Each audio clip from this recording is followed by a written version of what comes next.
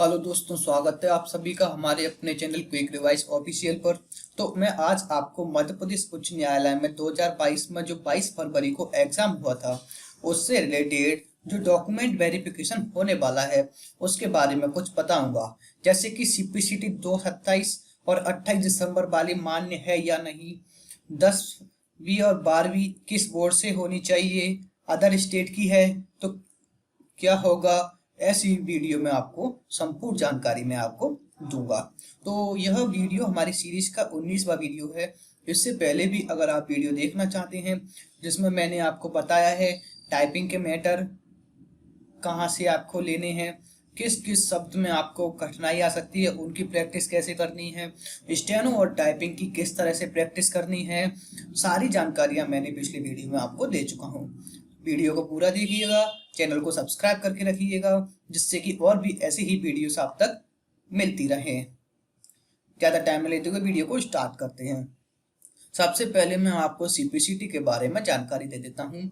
CPCT में जैसे कि 27 और 28 दिसंबर 27 दिसंबर 28 दिसंबर को जो सीपीसीटी हुई है वो मान्य होगी या नहीं।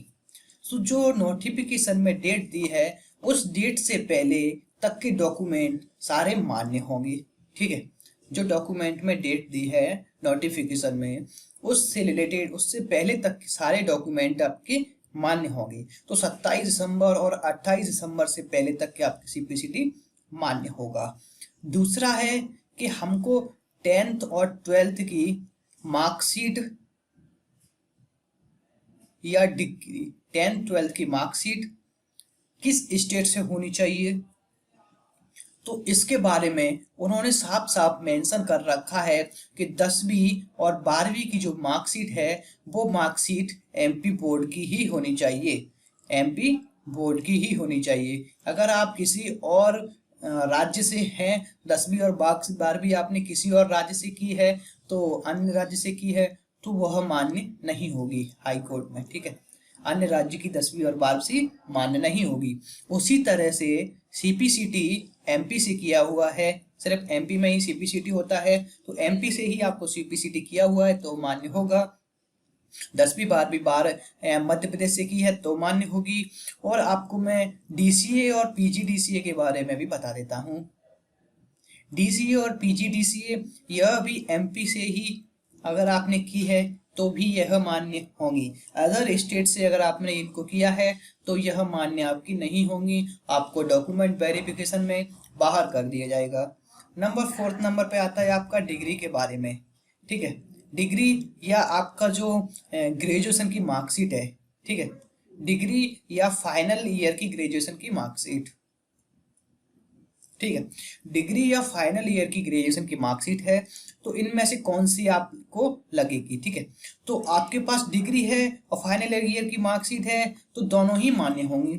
अगर आपके पास फाइनल ईयर की मार्कशीट जैसे डिग्री नहीं है, फाइनल ईयर की मार्कशीट है तो ये भी आपकी डॉक्यूमेंट वेरिफिकेशन में ग्रेजुएशन के तौर पर मान्य होगी।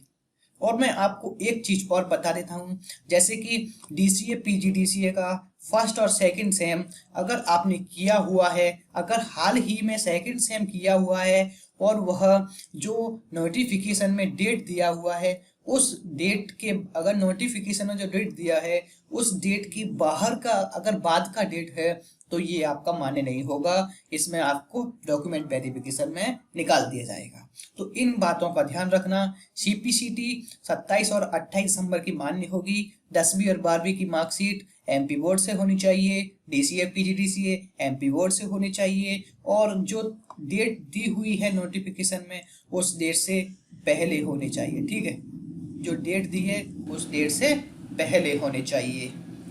और फाइनल की मार्कशीट या डिग्री दोनों ही मान्य होंगी। अगर जिनके पास डिग्री नहीं है और फाइनल की मार्कशीट है तो वो भी आपकी मान्य होगी।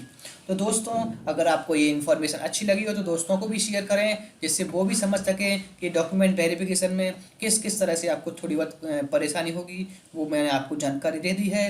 डॉक्यूमेंट वेरिफिकेशन में क्या क्या डॉक्यूमेंट मांगे जाएंगे, किस तरह से डॉक्यूमेंट जाएंगे, उन सभी की जानकारी अगर आपको चाहिए हो तो हमें कमेंट बॉक्स में बता दीजिएगा जिससे हम उसकी एक डेडिकेटेड वीडियो बना देंगे। तब तक के लिए नमस्कार, मिलते हैं अगली वीडियो में। जय हिंद।